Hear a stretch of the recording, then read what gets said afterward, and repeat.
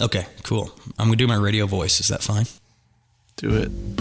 Welcome to the Hometown Hollywood Podcast, where you can find advice, inspiration, and strategies for success from talented people that are making a name for themselves inside the film industry, but outside of the major film cities.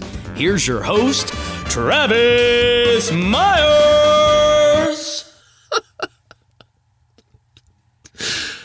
Man, that was the most enthusiastic read I've ever had.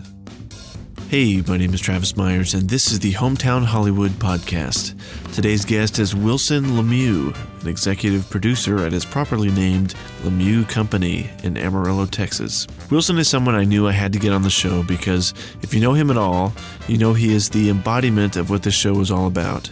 He is making the film dream happen in his own hometown by doing incredible work that can compete with the best. I love getting to hear his story, and I was inspired by the confidence that he had in himself and his team. You can tell in this interview that his relationships with others means everything to him, and he invests a lot in other people. And as a little note, before we started recording the interview, we hadn't been talking for more than 5 minutes, and he was already giving me encouragement and advice that I really needed to hear, and I believe that speaks a lot about his character. In this interview, you'll learn about how to start a company with $600 to your name, going from one-man band DSLR shoots to a full crew big budget productions in 1 year, the best body shop ad you will ever see in your life, how working in a small town can actually present you with an accelerated opportunity for growth, the importance of gushers on set, how to be intentional in your work and with your family, and the importance of building a team and letting your hitters hit. If you get to the end of this podcast and don't understand how important it is to invest in the relationships you have with other people, then you have completely missed the point, and I would invite you to restart the episode and try again. I hope you enjoy this conversation as much as I did, so let's get right into the show. Wilson, welcome to the show. It's a pleasure to have you on and finally get a chance to meet you virtually. One thing I've noticed about the guests that I've had on is your last name is Lemieux, right? Yes, sir. That's French, isn't it? Well, you know, if we're being honest, it's probably more Cajun. We're not that classy to be French, but I think it's from French origin for sure, right? But I always try to make the joke that we're not classy enough to be French. we're more Cajun for sure. Well, I've noticed, like I had JP on the show. He's from Louisiana, definitely got that Cajun influence. I've had Logan LeBlanc, that's a French last name, Cajun influence. And then I've had Nick Pilecki from Canada, a French influence for sure. And then I'm going to have Dylan, I don't know how to say his last name yet, but I will. He's done a couple music videos in French, so I'm starting to wonder, is that the secret to the film industry, is some type of French or Cajun influence? Well, I think that, for you, I think the secret to success for your podcast is to continue with the French Cajun sympathy here. All of us French boys out here, we need some work, dude. So you just keep it up, and I'm sure the good vibes will come. All right. So looking at your work this morning, I spent quite a lot of time just looking at your website and Vimeo, and you just seem to be the embodiment of what this show is about, making it happen in areas other than L.A., New York, Hollywood, wherever the big cities are. I even saw one of the pictures on your Instagram was, what did it say? We ain't from Hollywood. Yes. So what is your why for living and working in Amarillo? Why not go to the big cities when you're doing work that's obviously at that level? So I think that the reason my work is at that level is because I'm from Amarillo and in Amarillo. When I did video in college, I was kind of like the video guy, right?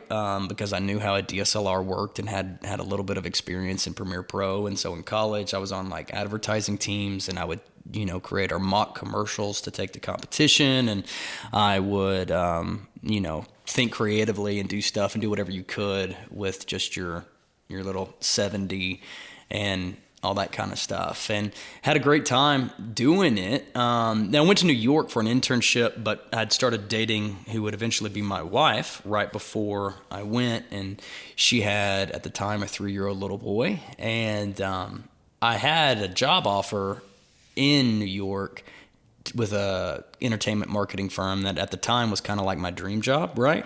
But I knew that I didn't want to, I'm from Amarillo is like 200,000 people, but I grew up in a town of 1,500. And so I didn't feel like I was prepared, because I knew I was going to marry Heather. And so I didn't want to bring her and Madden up to New York when I, didn't necessarily have a lot of New York living experience, that far away from anybody that we knew. And so I came back home, didn't take the job, came back home, and got a job as a marketing director for a bank equipment company, because I just wanted to take care of her and provide. But over time, I realized that, man, I kind of miss, or I want this opportunity to build something for myself. And so I eventually left the bank equipment company with like $600 in the bank account. We had another baby on the way, no real clients,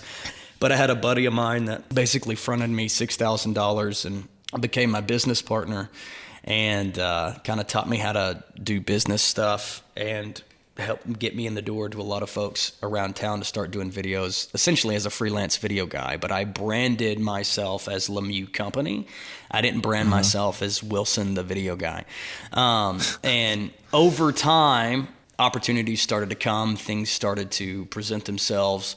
And all that while I was building a network outside of Amarillo, and paying attention to what folks were doing, whether it was in Charlotte, North Carolina, New Orleans, Dallas, Houston, LA, New York, etc. I was like, okay, these guys work, or these girls work, these folks work are better than mine. Why? How?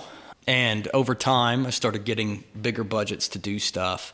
And then we got a commercial called from Amarillo National Bank that ended up being called Boring as Hell. And that kind of changed my life as a creator, and kind of helped establish whatever reputation it is that I have. And I'd met a guy named Jared Hogan at a conference in Dallas 2 or 3 years prior. He had just gone freelance, and I reached out to him and said, yo, I don't know how to direct. I don't even know how an Alexa Mini works. I don't know what I need to do. Can you come help me? I have this vision, but I have no idea whatsoever in executing it, or how to execute it. I have no idea how to execute it. And so Jared came and kind of taught me how a set works and how things looked. And we cobbled together some dudes from Amarillo. Some knew a little bit more about how it works than I did, and we did the thing, right? And still to this day, I think it might be the best commercial I've ever directed, and the first commercial I ever directed. And the reason it was successful is because Amarillo took a shot on me, right? Amarillo National Bank took a shot on me.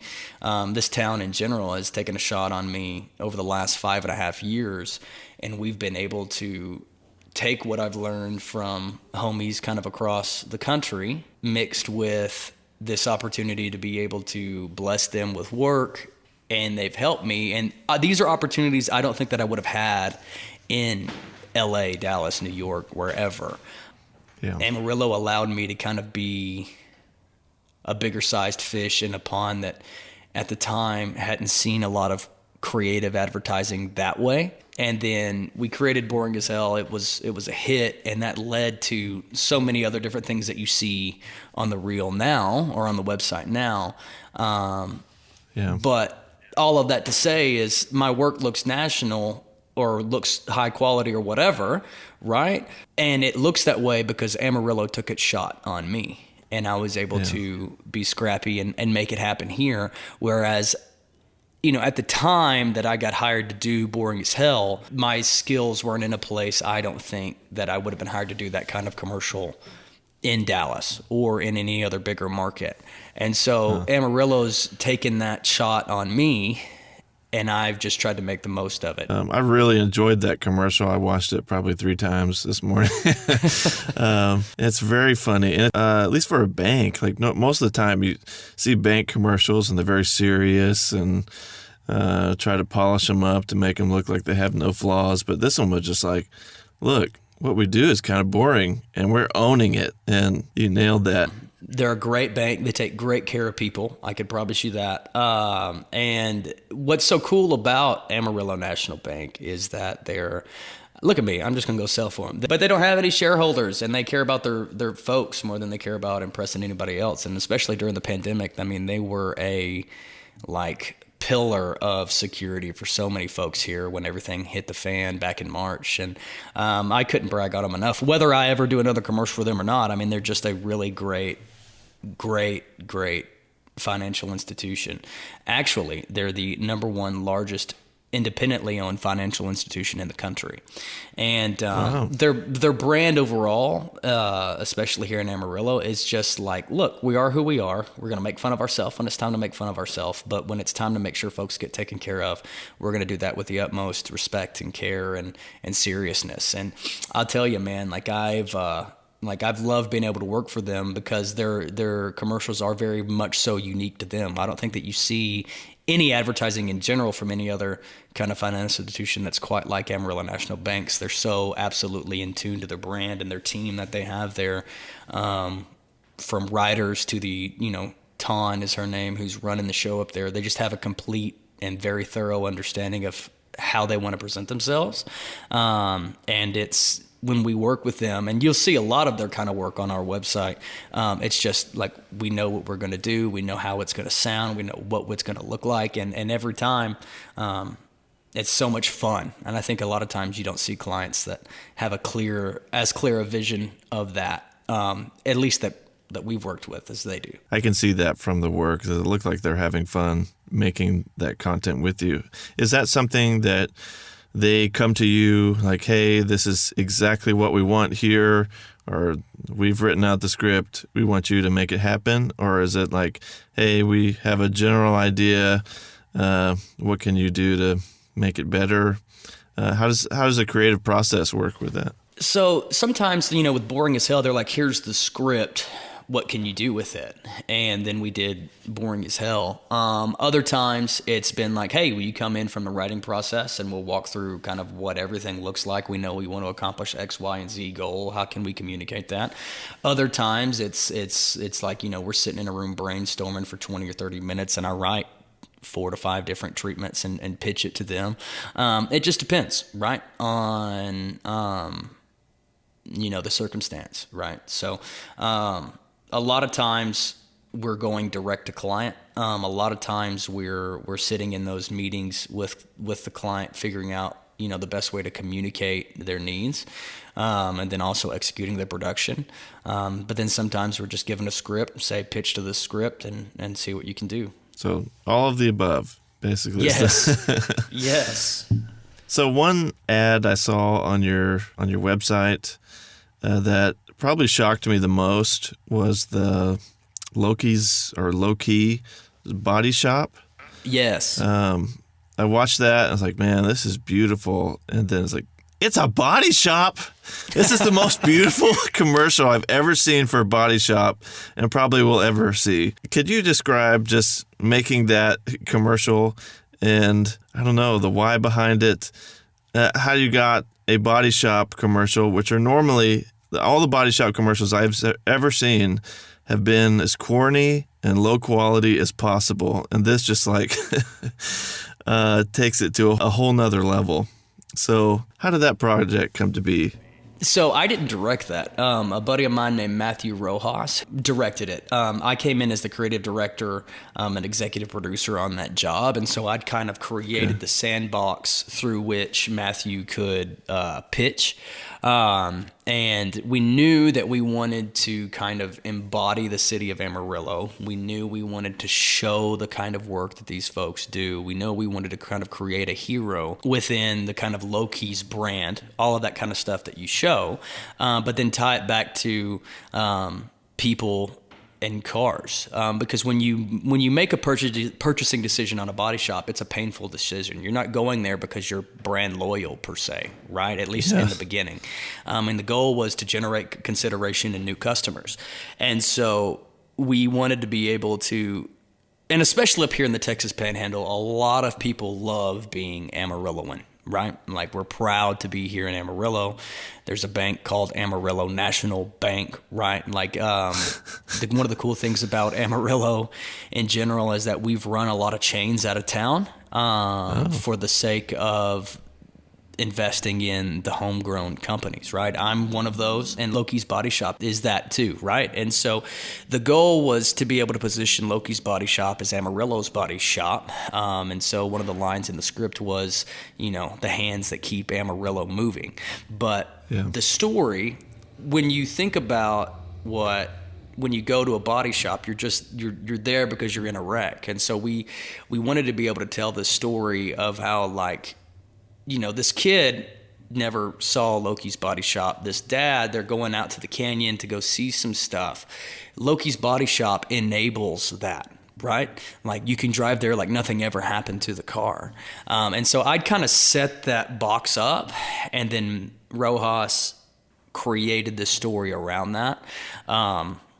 And it turned out really awesome. John Carrington shot it. We did it over 2 days in Amarillo using primarily local crew outside of those two guys, and it was a blast, right? It was so much fun to be able to do, and Matthew runs a great set, and he and I have a great relationship, and so it's really easy for he and I to collaborate and talk, because a lot of times we're just on the same page. The production, the ideas going into it, that all just meshed perfectly, because like I said, I don't know if I've ever seen a better body shop ad, or ever will see one that rivals it. I felt like I was from Amarillo watching it. Like, man, this is my hometown. Oh, wait, I don't think I've ever even been there.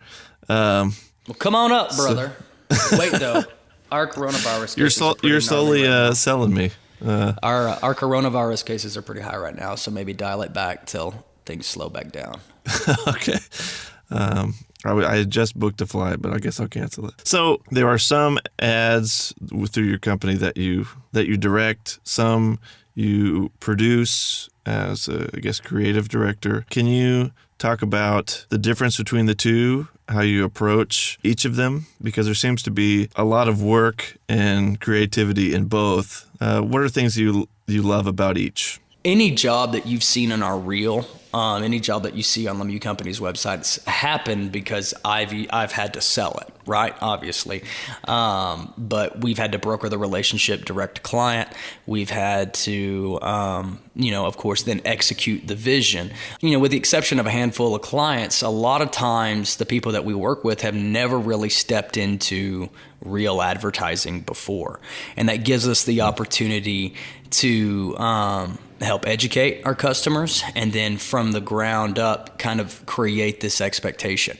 And so when I was in college, I studied advertising. I had my major was in advertising, did a lot with regard to advertising competitions and those kind of things. And I wanted really, really badly to go work at some agency like GSD&M in Austin, or McGarrett-Jesse, or like agencies like Ogilvy and Mather, et cetera, like big agencies. I just wanted that so bad and never could get hired. And so I just created my own job until I could get hired somewhere. And then here we are. I'm still not hired anywhere. Yeah. But, to answer your question, I learned very quickly that executive producing and directing can be tough. And we pull it off because we have a great team. And I do enjoy directing a lot, but it's really hard for me to separate making a creative decision from an actual business decision on set when you're trying to execute the very best version of whatever it is you've sold as the EP, right? But I really like examples like Lokis Body Shop or Bivens Point, because I just acted as the creative director there. And what we do is I'll sit with a client, we'll listen to what their goals are, we'll create a brief off of that, which is like the sandbox that I'd mentioned earlier. And then I hand it to one of my hitters, and in my experience, as long as you have the right man or woman in place to execute whatever job on set as an executive producer or creative director, Your job is to just set the stage and then step back and let your hitters hit. And things like Bivens Point or projects like Lokis Body Shop have become some of our better pieces of content because we have a really good understanding of what the client's trying to accomplish. We approach it very creatively, very intentionally. I take a step back there because I've done the hard work. I've got it sold. I've got the client bought in on an idea. And then I let my director direct, and I let him work with the DP he wants to work with. And I come in when they need me or want my input, and I'm there on set hanging out and vibing with the client. But one of the things that I've learned over the years is if you try to have this chokehold on a job and you've hired really good people, all you're doing is ruining the job. Huh. You know what I'm saying? Yeah. And if you don't allow that breath, if you don't allow that life to happen inside of the project, it's not going to be what you wanted it to be. And, I think it was Cliff Kingsbury who's coaching for the Arizona Cardinals now. He said sometimes coaching is just stepping back, right? And I think the same thing could be applied to management if you have the team in place to be able to execute it at a high level. And I think that one of my biggest strengths is not necessarily the creative vision or whatever, but it's my ability to be able to connect people. And I think that the relationships are such a big part of film in general. And I naturally feel like I'm much better at relationships than I am at making pretty pictures. I know what a pretty picture looks like, and a lot of times we can execute that, right, as a director, as a creative director, or an EP or whatever. But what I take great pride in is being able to connect, I feel like, at a deep level with crew and with people that work with the Lemieux brand to make sure that we're doing ultimately what's best for the client, right?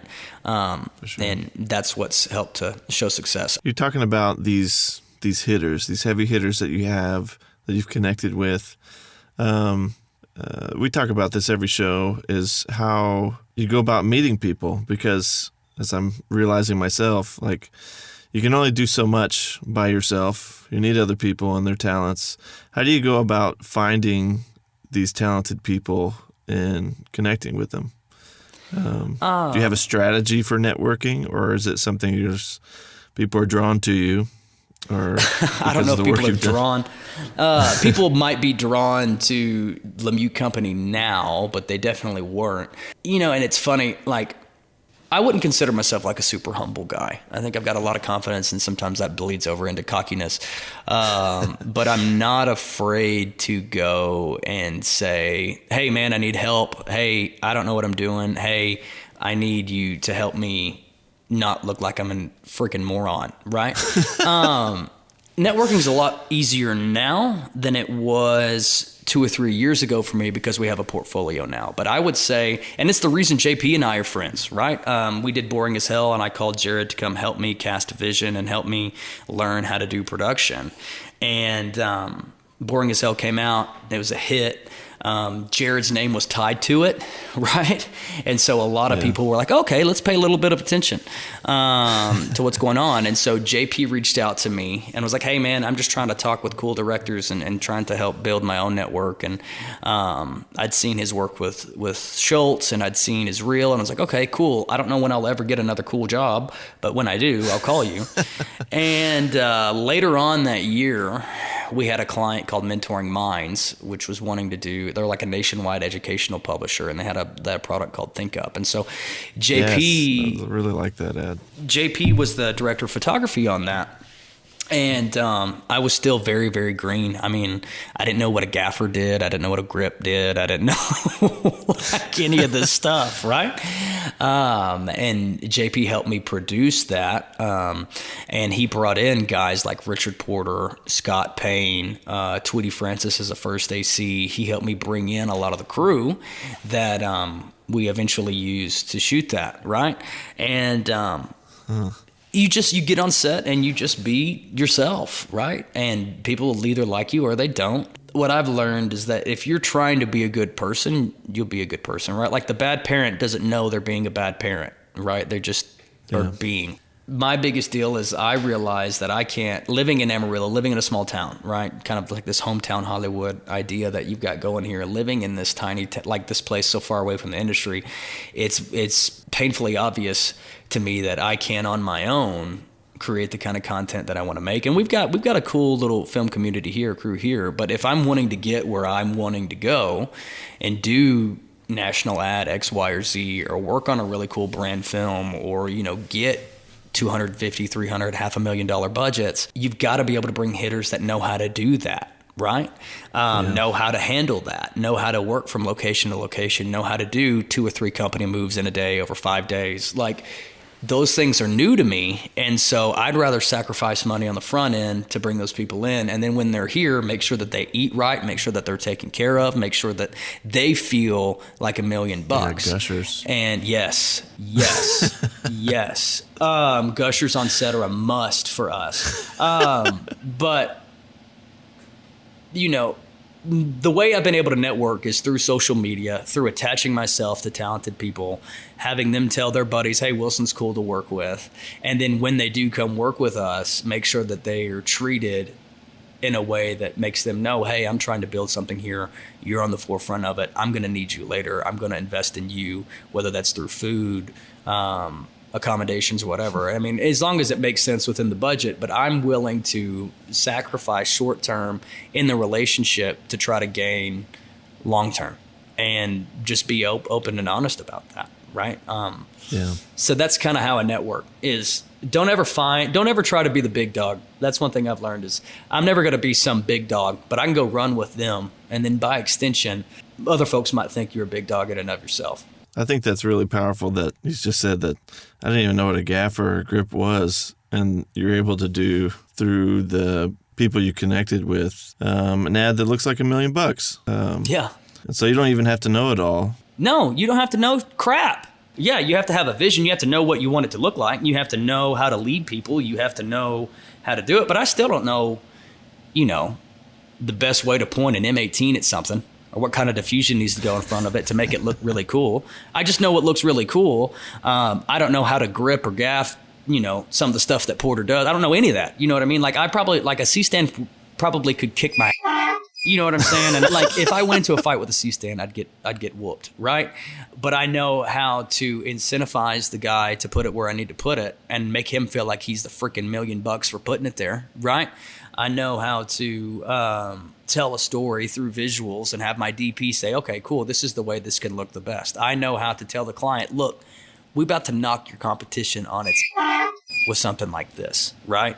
And most of the clients that we work with have never had anything at all close to what we've done, and they've seen local commercials, and they're like, oh, well, I don't know if I need a TV ad. And then they see our reel, and they're like, hey, you can do that here? And it's like, yes, like I can cast a vision for a client to make sure that they feel like what we're doing is going to make them look like $1 million, and then believe it myself, right? And so you don't have to be an expert in all the places. You have to be a good motivator. You have to be a servant of the people that you bring on, and you have to realize that even though your name's on the check, even though your name's on the product, it ain't all about you, and know when to make sure that other folks win, right? Yeah. It's funny. I talk a lot about in networking. I think that this actually might be great advice. It's worked for me anyway. It's find ways to lose, or at least create the perception of loss, right? And so, like, make sure that somebody feels like you're taking care of them. I don't mind buying people dinner. I don't mind buying somebody a pack of cigarettes on set. I don't mind buying somebody Coca-Cola or something like that extra if they need it, right? Like, okay, cool. Like, I've lost something, or even if we have a dispute, right? Like if there's a gaffer on set that's like, hey man, I worked X, Y, or Z here. Okay, cool. We'll make sure that you're compensated for that. I had a producer that helped us put together this thing it was supposed to be this great, big, awesome live recorded gala in a studio in New York, and it was going to be this really cool thing. And she'd worked for 2 or 3 weeks on getting us different bids because the budget kept dancing all over the place, and they ended up killing the job. And so I called her and said, hey, I want to be able to give you a kill fee, and paid her for the work that she'd done, even though it was at cost to us. You know what I mean? Like people going to bat for you. And we don't do this all the time, but when we can, it's important to invest in those folks that help you to succeed, period. And if you can create situations to where, they, even in conflict, where they feel like they've won and sometimes feel like you've lost, that relationship over the next 5, 10, 15 years for me is way more important than that $500 to $1,500 to $3,000 that you lose in the moment. It stings, but I would rather it sting and put a Band-Aid on it than be crippled without that person 3, 4 months, a year down the road. Wow. I think it's really inspiring to see how much you care about investing in people. I mean, I've been on some sets where people are like, after this job, obviously, the emphasis on people wasn't made. Well, and I'm in a unique position, right? Because like I'm not going on set as a PA or a first AC or whatever. I'm going on set as the guy that writes the check, right? Like I went from DSLR on a Manfrotto photo tripod to, let's talk about in the same year.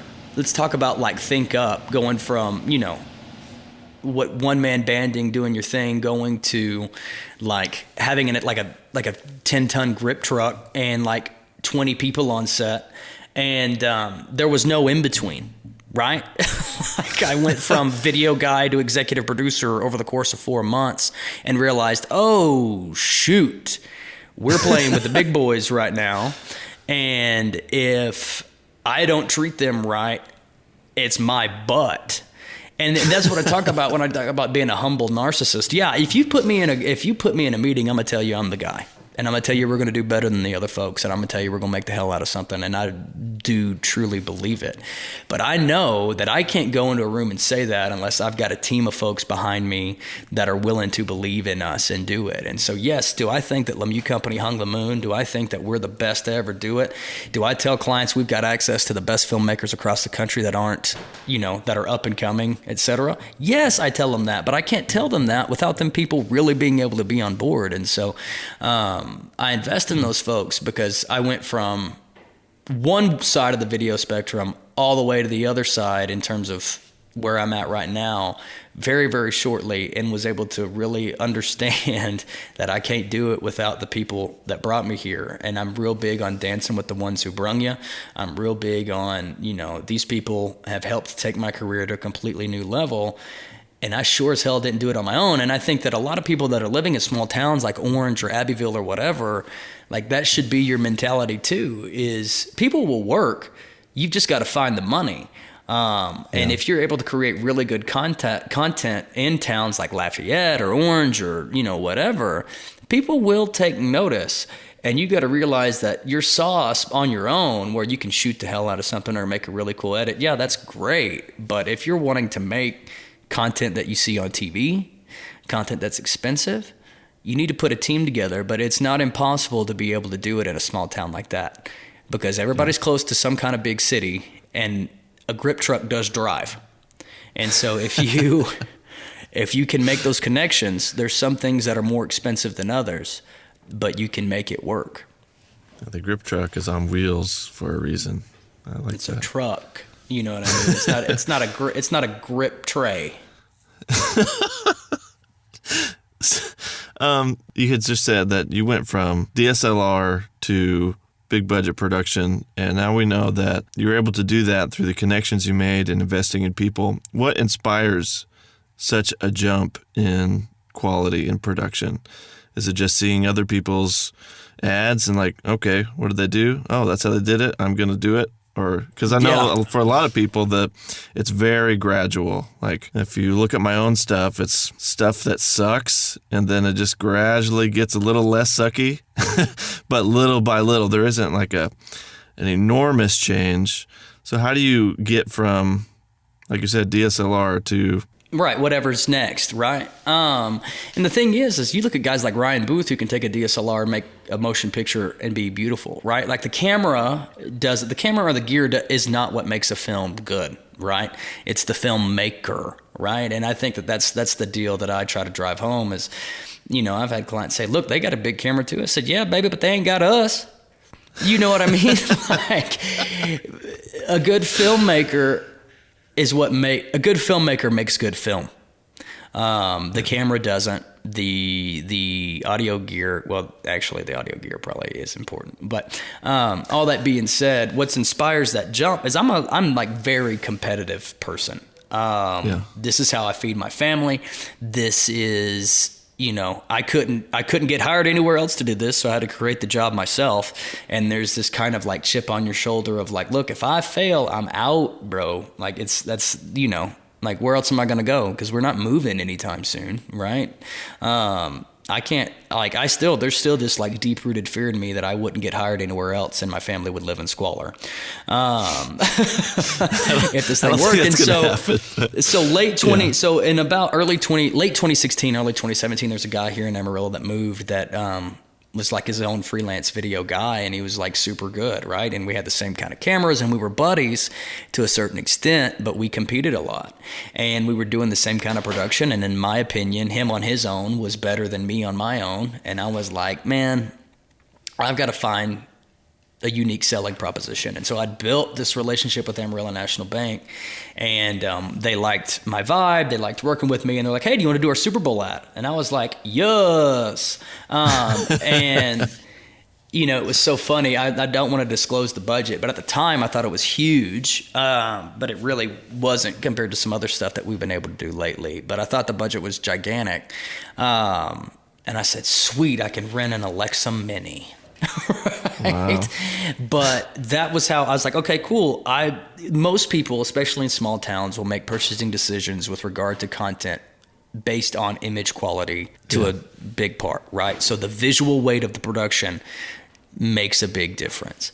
And so I knew that if I can make something look like you see it on TV, then we can make that happen. And I was foolish enough to think that the camera was what did that. It was not the light. And so anyway, that being said, competition drove that, and competition still drives me, right? In terms of like, okay, cool. So like we're doing what we're doing in Amarillo. What are they doing in Dallas, and how's that setting them apart? And you've got insane, filmmakers like Ryan Pauly, Matthew Rojas, just to name a couple down there in Dallas, and you saw their work and you're like, okay, well, WTF are they doing?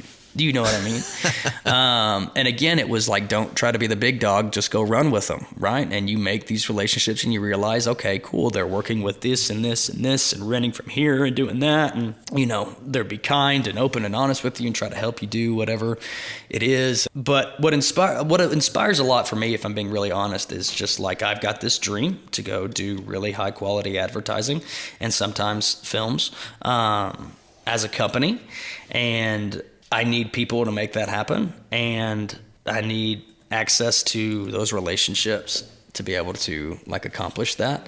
But it's just like, look, I see what I see on TV, and I always think, why not us? Why not me? Why can't I do that, right? Like, and it's a very Southern thing, right? As you see one old boy, he does X, Y, or Z, and then you've got the other old boy that says, hold my beer and watch this, right? Like that's just in me. I'm one of 5 boys that my parents have had, and I'm like the second to last, and very much so like a middle child. And it's like, there's that I got to go get mine in me, or I'm not going to get it.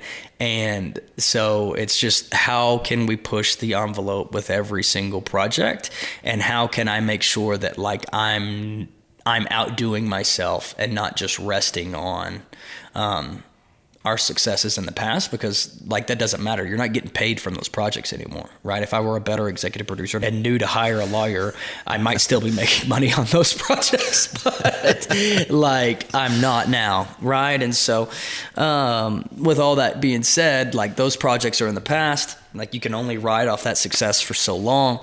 You have to keep leaning in, keep digging in, and keep pushing. I guess one question, a little bit, it is related, not as related, but you're a family man. You have a family of 6, is that right? Yes. My wife and I, and we have 4 kids. So I have 2 kids, and I know that work and having a family is difficult. How do you balance work life with family life? Because at least, or from your Instagram, it looks like definitely your family is really important to you. I don't know. How do you balance that? Well, I could say everything that I want to say here, but I think that you should ask my wife, right? Like, she's the real judge on how well I'm doing there.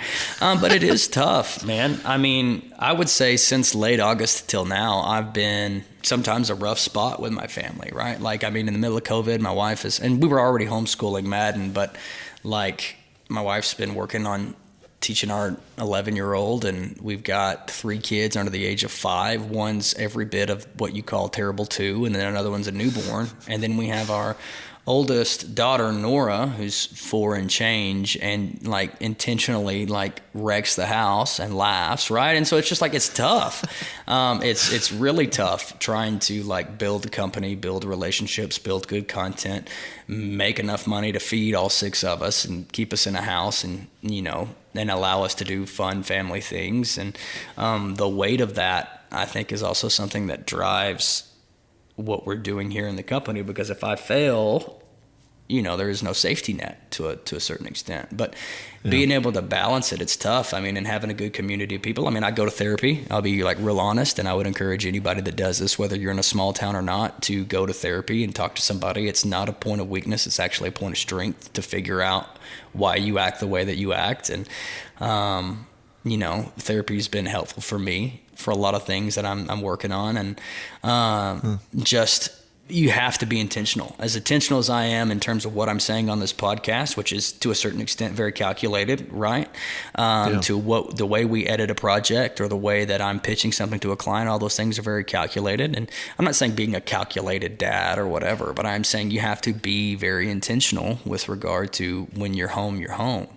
I have a tendency to catastrophize, and if something doesn't get done ASAP and as well as it can be within, X amount of, allotted time frame or whatever, everything's gone to hell. And so like, I'll take this weight of sometimes depression, sadness, disappointment at the office, and go home and just be a crap dad and a crap husband, right? And other times I'll bring that success home and be the best freaking cool dad ever, right? But like, the way that I operate at home should not be contingent on what's going on here at the office. And working very intentional with regard to separating the two has been something that I'm not saying I'm good at it by any means, but what I am saying is that I am trying to be intentional about that. Because yes, it's really cool to hear your kids tell their friends, my dad made that commercial, or my dad's working on this, or my dad makes movies, or my girls think that I made all the Harry Potters, and I'm going to let them think that. But and to sit there and watch football games with them, and then they judge the ads and say, that's a good ad, that's a bad ad. And they only care about the advertising because they know that's what dad does. Those are cool things, right? Like, I'm about it. Sure. But like, at the end of the day, like, they don't see dad the creative, or dad with like an office, or dad with, people making cool stuff. Eventually they will, but they just want dad, right? And like, I've got a 2.5-year-old that every night since she could walk, lays down in her bed, and by 2 a.m. she's in ours, and her feet are in my face and her elbows are in my side. And, just trying to enjoy those things, right? Like, enjoy having these little babies that look up to you, and not feel the weight of feeding them all the time, and not feel the weight of being successful so they can be proud of their dad all the time, and just being, right? I think that, and I'm answering this in a way that's probably not what you were looking for. No, this is great. But I think in freelance, and I think, Travis, you'll see this too, is you'll feel this weight of like, you're stressed out because of work, because you've got a lot of it. And then there'll be times where you're stressed out because of work because you have none of it. And so many times you just feel like you're just always stressed. And me, I'm kind of a person that's always waiting for the other foot to drop. I've been running from this other foot for the last 6 years that I've been doing this. And people talk a lot about it's okay to not be okay. But it's also okay to be okay. Right? It's okay to just enjoy the success when you have it, and not be worried that none of it's ever going to come again. And that's hard. But all of that to say, how do you put your family first? Well, it's like, you try really hard and you do what I do. I'm doing all this stuff because I want to feed my family, and I want to be a cool dude, video man, whatever, But how do I keep my family first? My answer is oftentimes I don't. And I try really hard and want really to, but it's a constant struggle. And I think that whoever listens to this, whatever, is like, you ain't gonna get every day right, you ain't gonna get every week right. Sometimes there's months that you don't get right, but as long as you're trying to get it right, I think I said earlier, a bad parent doesn't know they're being a bad parent. Just try not to be a bad parent, and things kind of fall in place. That makes a lot of sense. Thank you for being open about being intentional. I think there's a lot of weight in just trying to work at it. And there's the danger in not trying, like you said, the bad parent doesn't know because they're probably not trying. I don't know if I'm making any sense, but man, it's the easiest crap in the world, dude. Yes, like it's the easiest thing in the world to not try and to play a victim and act like the world's falling down on you and that you're living in a small town so you can't be successful, or you've got too many kids so of course something's going to fall through the cracks, or you've got you lost a job because of nepotism or whatever. Yeah, you know what? It's the easiest thing to sit there and play victim and act like the world's going to go against you. But it's also easy to just show up and to just try and to be optimistic and to think, you know what? Like, this is going to run my way. This is going to go my way. And will it to happen? And a lot of people don't think that they can do that. Everybody sits around and waits on something to happen to them. And I think it's, baloney. There are things in life that happen to us that we can't control, but I'm a firm believer that we have in a lot of ways. And you know what? I mean, and I'm saying this, and this could very much so sound like white privilege. I'm a middle-class white Christian male, so things have not been hard for me the way that they are hard for others. But I do believe that to a certain extent, we can control what happens in our lives, and that we have to be intentional, not only to our circumstances, to the people around us, but be intentional to ourselves. Because the easiest thing in the world is to not try and claim to be the victim. But no winner ever got punched in the mouth every day and did nothing about it. I love that. So, speaking about getting punched in the mouth and getting back up and doing things, with COVID and everything happening, what's next on the horizon? What are you fighting for next? So there's work that we did back in August that we did very safely and within guidelines and very intentionally. That'll be coming out, I don't know when, but either late this year or early 2020, that I think is the most ambitious project and best project I've ever done in my career. Wow. I can't talk a lot about it right now, but I do think it's like the coolest thing we've ever done. JP actually shot it with me. He and I worked together on that project, and the majority of the crew was right here in Amarillo. We had a producer from out of town, and we had a DP from out of town, and then we brought in a camera car. But the majority of the people that worked on this job were from right here in Amarillo. And it slaps, dude. I'm really excited about it. And that'll be coming out soon. But outside of that, we did one animated short film that's on our website, and I wrote and directed that. Oh, yeah. That one's about mental health, right? Yes, dude. Yes. That was awesome.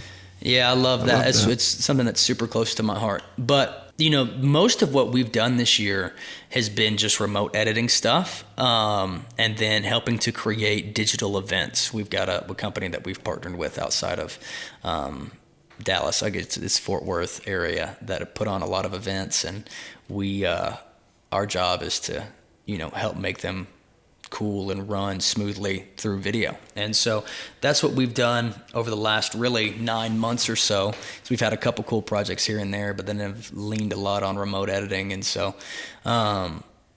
that's basically it. I mean, there's not a lot of cool, sexy coming out for a little while. And to be honest, January looks pretty, going into 2021 looks like it's going to be slow. But it's okay. It's okay.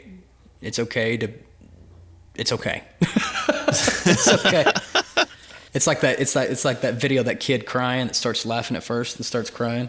That's like me looking into the first quarter of 2021. It's just like, okay, here we are. Well, that's a perfect mental image. I'm excited to see what you have coming, and it sounds like you're adapting in the ways that you can to make things happen. And I think your work just speaks for you, and everything you're involved with just seems to just be pure gold. So I have confidence that 2021 is going to be awesome for you. Well, that's very kind of you, man. I do want to say this, though. I mean, I do want to say, like, the stuff that I'm involved in, yes, I'm kind of at the epicenter of a lot of it, but it's not good just because of me. It's good because of the homies that surround us, and it's the good because of the people that have bought into me and the people that believe in me and people that want to work for me. But it's not me, you know. I mean, I could name off 40 to 45 different people that have made all those things worthy of, you know, being reached out to or whatever, or, you know, worthy for our clients, worthy of being talked about and being whatever they are. But I ain't nothing without the ones who brung me. You know what I mean? And I cannot stress that enough to especially people around, you know, in these small areas, is that, like, look, if you think that you're going to be this hero, if you think that you're going to be this super rock star, living in a small town and do it on your own, you're wrong. However, if you take the time to invest in others, put them above yourself, and treat them like $1 million because one day they can make you that much, then you can be super successful. I love it. I think one thing I was just thinking about to myself not too long ago, I was looking at who I am as a person, and there are times in my life when I thought, maybe I'm a pretty interesting dude. I'm fun to be around. And then there's other times when I'm like, man, I'm just the most boring person on earth. Why would anyone stick around? Right, yeah. And then I realized that the times that I feel like I am my best is the times that I was the most connected to other people. Like the times I was going to school and I was around a bunch of people every day and experiencing other people's lives and being very involved, versus the time where I was stuck at an agency in my own little office. I had very little human interaction. Right. That changed me as a person. And so I think who you are and who you network with, who you're connected to on a regular basis, it becomes who you are. Right. You are who you hang around. You are you. Your team is your team, but you are also your team. I think that's maybe the best way I could put it. So there's a lot of value in you and your team. And you obviously have built an awesome team. So what's the best way to connect with you and follow you and get to see these exciting projects that you're working on? Instagram, probably the best. If you follow me on Twitter, you're just going to see me like raise hell about how bad Florida State football is. Really. So like Twitter, go ahead and follow me, but I'm not a pro on there at all, and I don't care. But Instagram, if you want to follow me, you can follow both the Lemieux Company and both Lemieux Company and myself. My Instagram handle, I need to go, is just wilson.lemieux. It's Wilson like the volleyball, .lemieux like the hockey player, LEM as in Mary, IEUX. And then if you want to follow the Lemieux Company Instagram, I think it's just Lemieux.company. Lemieux like the hockey player, company like the word. Perfect. I will leave links everywhere I possibly can. And if you are listening and you are not following the stuff that he's doing, then you are missing out. So I think that will end the show, but really thank you for being on here and sharing all of your wisdom that you have. I've learned a ton. Well, I don't know if I'd call it wisdom. I'd call it falling backwards into something. But I appreciate it, man. And that's it. Thank you for listening. I hope this helps you do great work, be the artist you want to be, and helps you not be afraid to jump in with both feet and make things happen in your film community. Be sure to follow Wilson and the Lemieux Company on social media to keep up to date with all their exciting projects. If you enjoyed this podcast, I encourage you, do not subscribe. You may be writing your positive review on iTunes at this very moment, but people would start finding the show, and it might get a little out of hand, so refrain if you can. Thanks again for listening, and stay tuned for our next awesome guest on the Hometown Hollywood podcast. So I did I did college radio when I was in college. I was the music director. Oh, really? / general manager, and I had a show on KWTS, the 91.1 FM. We listened to the top 21 in college radio from late 2012 or early 2012 all the way through 2013. In my very humble opinion, it was the best show that's ever been on that station. So I believe it. I haven't heard it, but I believe it. I think we had like 6 listeners. Hey, well, you'll find something similar to this show. We're in it together, brother. We're in it together.